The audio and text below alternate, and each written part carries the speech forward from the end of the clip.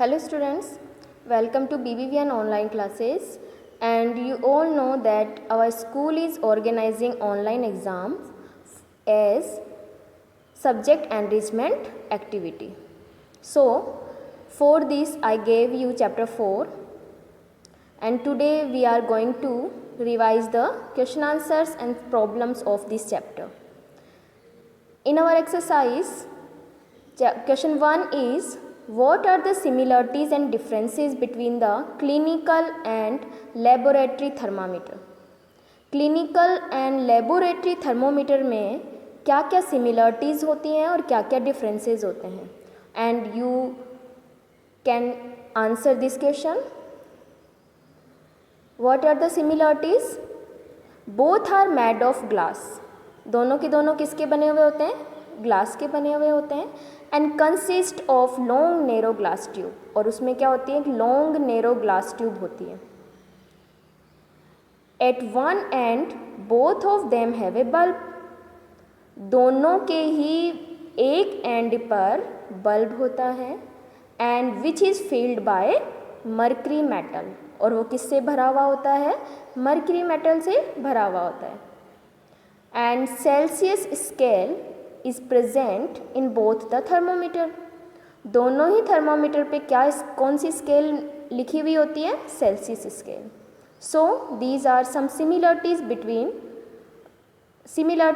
for the clinical and laboratory thermometer. Now we take differences. In clinical thermometer, temperature range is from 35 degree Celsius to 42 degree Celsius. Clinical thermometer में temperature range कहाँ से कहाँ तक measure होती है? 35 degree Celsius to 42 degree Celsius. क्यों? Why? क्योंकि human body को का टेम्परेचर मेज़र करने के लिए हम क्लिनिकल डॉक्टर्स क्या करते हैं? क्लिनिकल थर्मोमीटर को यूज़ में लेते हैं. और हमें पता है, आप सबको पता होना चाहिए कि ह्यूमन बॉडी का टेम्परेचर कितना होता है? 36 डिग्री सेल्सियस. और 36 डिग्री सेल्सियस से बिलो यानी 35 से बिलो हमें जो है इस पर मेज़रमेंट की ज़रूरत नहीं होती है. सो इसका जो टेम्परेचर रेंज होता है वो कहाँ से कहाँ तक होता है? 35 to 42 degree Celsius. Now laboratory thermometer. Laboratory thermometer कहाँ यहाँ काम में आता है? इन लैब्स में काम आता है. और यहाँ पर जो टेम्परेचर रेंज होती है वो कहाँ से कहाँ तक होती है? 10 degree Celsius to 110 degree Celsius.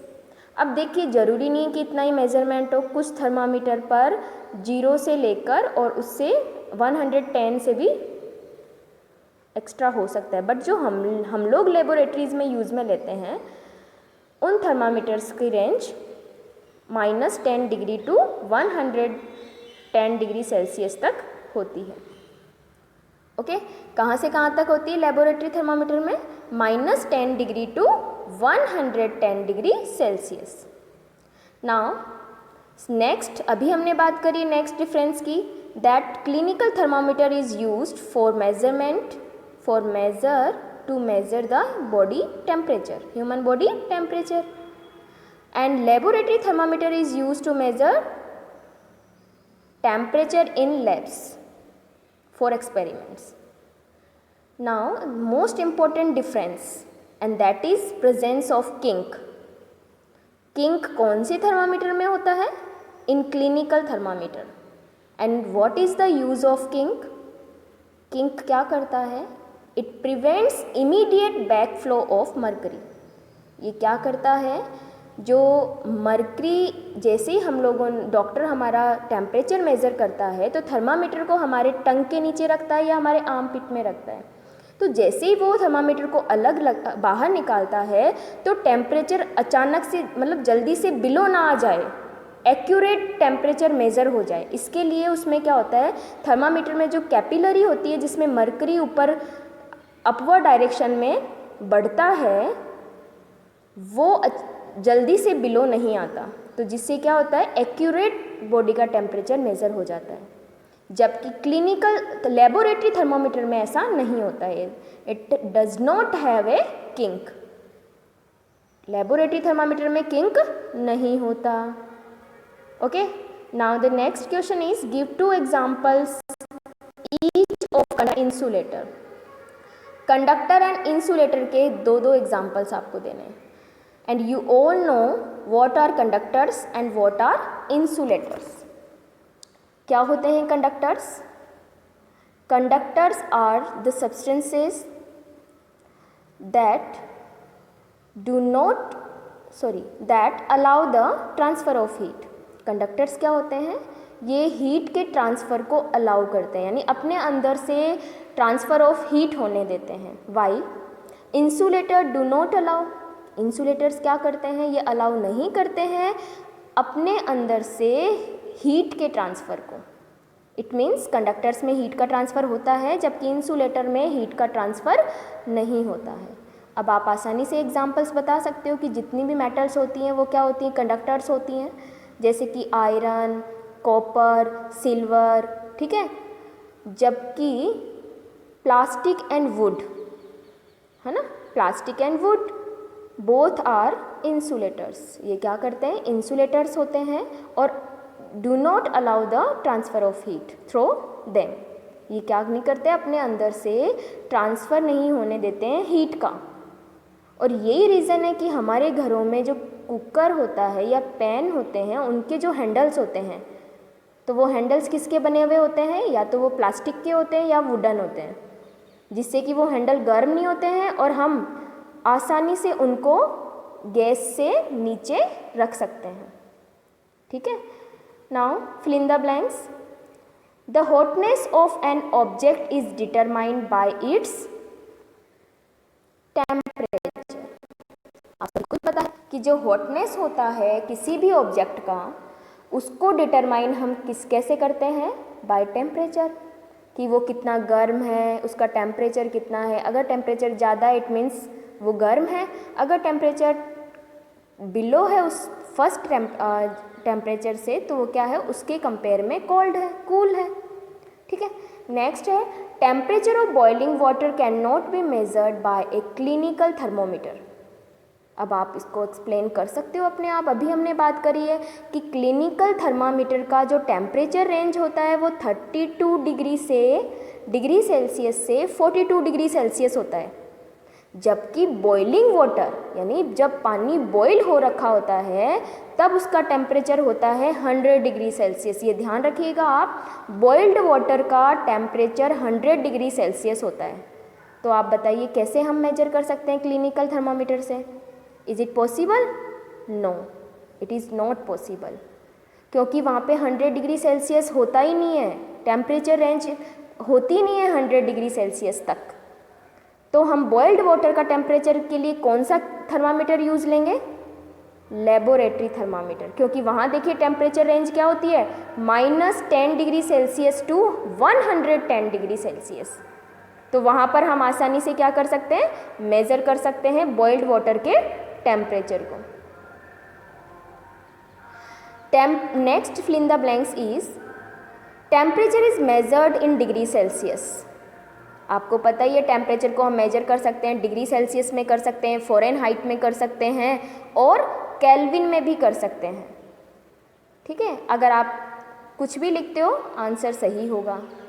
No medium is required for transfer of heat by the process of radiations.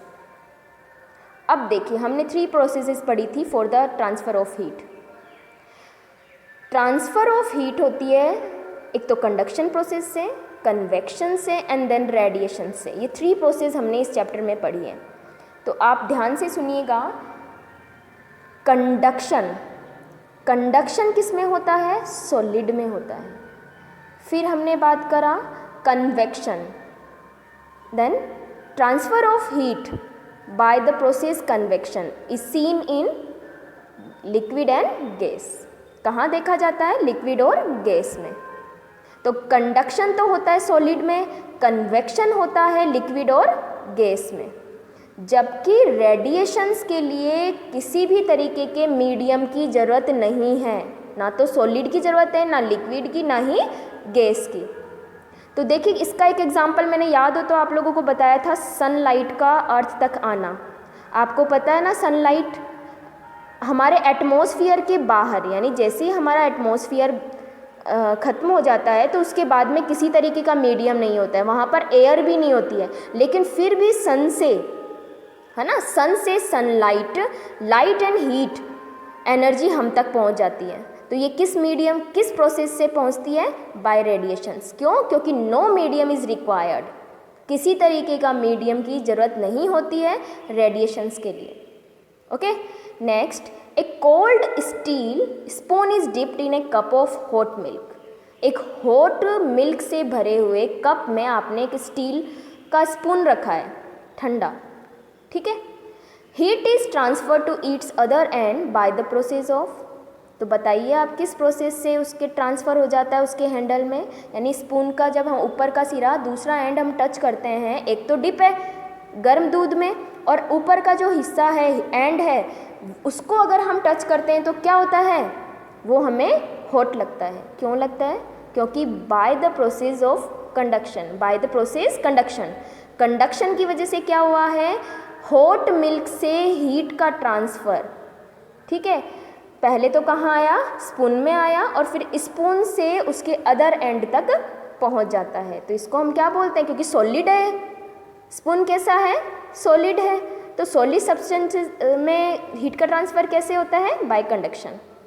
Okay, next, clothes of dark colour absorb more heat better than clothes of light colour. ये भी हमने बात करी थी कि जो dark colours होते हैं, दीज आर गुड एब्जॉर्बर और हीट। क्या हैं ये? गुड एब्जॉर्बर होते हैं, अच्छे एब्जॉर्बर होते हैं हीट के। वो जल्दी से हीट को क्या करते हैं? एब्जॉर्ब कर लेते हैं और जल्दी से गर्म हो जाते हैं। कौन? Dark colours. And white colours यानी लाइट शेड के जो कलर होते हैं, लाइट कलर होते हैं, वो क्या करते हैं? गुड रिफ्लेक्टर होते हैं या बैड एब्जॉर्बर बोले जाते हैं। तो ध्यान रखिएगा। और इसका मैंने एक एग्जांपल भी आपको एक्सप्लेन करा था कि समर में हम लोग लाइट कलर के कपड़े पहनते हैं ज़्यादा। क्यों पहनते हैं? क्योंकि समर में लाइट शेड हम इसलिए पहनना चाहिए ताकि लाइट शेड क्या करते हैं? हीट एनर्जी को कम एब्जॉर्ब करेंगे और हमें गर्मी कम लगेगी। तो ये हमने क्या किए हैं, कुछ क्वेश्चंस को हमने रिपीट किया है, आज रिवाइज़ किया है। नेक्स्ट हम बात करेंगे नेक्स्ट क्वेश्चंस की। इनको साथ साथ में लर्न करते रहिए।